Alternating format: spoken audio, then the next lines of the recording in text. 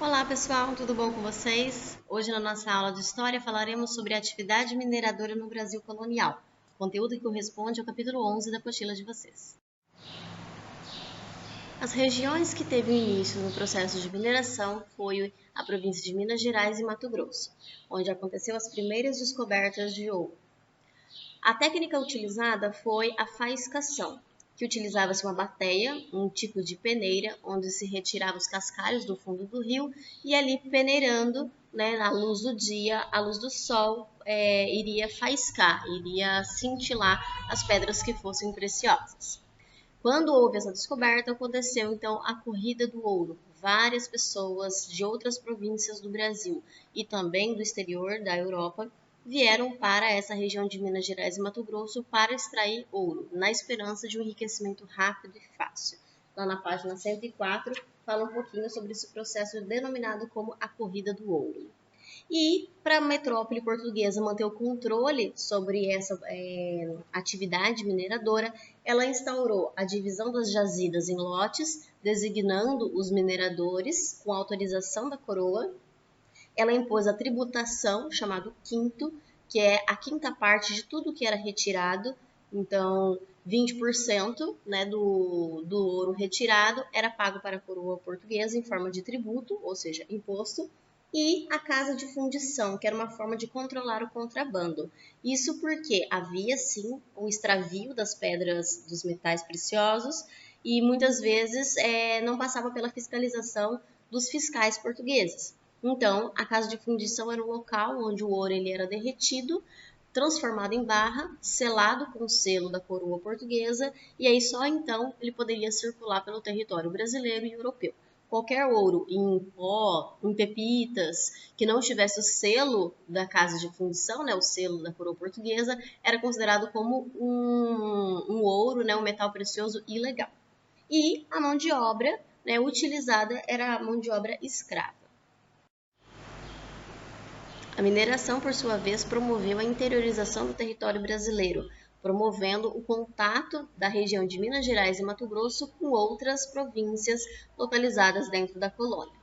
Apesar de ter trazido muito enriquecimento para Portugal, a mineração ela foi mal utilizada. Por quê? Ela foi uma atividade considerada como única e exclusiva de atividade metropolitana e, consequentemente, Portugal não se dedicava a outras atividades, como agrícolas, por exemplo.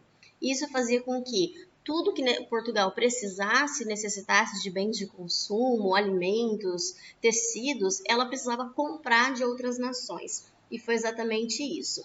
Então, a mineração deu muita riqueza, mas Portugal ficou completamente dependente desse tipo de atividade e, consequentemente, precisava comprar produtos de outros países. O país que ela mais ficou dependente era a Inglaterra, na qual foi firmado um acordo chamado Tratado de Mentwin, ou Tratado de Panos e Vinhos, no qual Portugal se comprometia em comprar os tecidos da Inglaterra e, obviamente, a Inglaterra comprava os vinhos de Portugal. Só que os tecidos da Inglaterra eram muito mais caros e Portugal tinha que pagar com o quê? Com o dinheiro que era retirado da mineração. E, consequentemente, o endividamento externo de Portugal foi crescendo cada vez mais. Além do que, Portugal também utilizava os recursos da mineração para a manutenção do luxo, ou seja, para a ostentação de grandes igrejas ornamentadas, construções e revestimentos de imagens sagradas, enfim. Então, coisas que não eram de extrema necessidade e que também não traria um enriquecimento a longo prazo, e sim apenas no momento em que se estava realizando a mineração.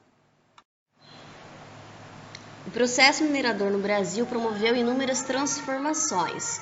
Tivemos transformação estrutural, que é o desenvolvimento dos centros urbanos. Até então, a região de Minas Gerais era uma região ainda inóspita, mas a partir do processo de mineração começou a surgir várias cidades, onde está falando ali na página 109, o surgimento de várias cidades e povoados, aldeias nas regiões mineradoras.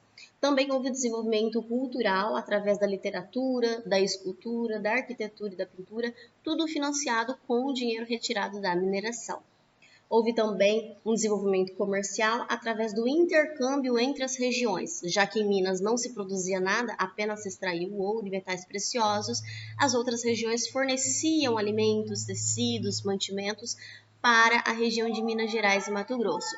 Portanto, houve ali um intercâmbio comercial entre as regiões brasileiras. Outra coisa também que foi uma transformação muito importante foi o surgimento de uma nova classe social, que nós chamamos de uma classe intermediária. Ela não é nem o grande minerador e nem o escravo.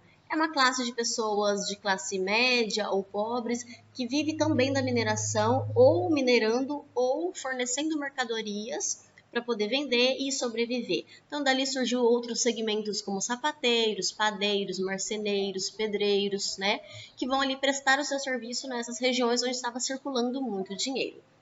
E por último, mas não menos importante, uma transformação político-administrativa, que foi a transferência da capital, que até então era Salvador, para o Rio de Janeiro, que era mais próximo da região mineradora.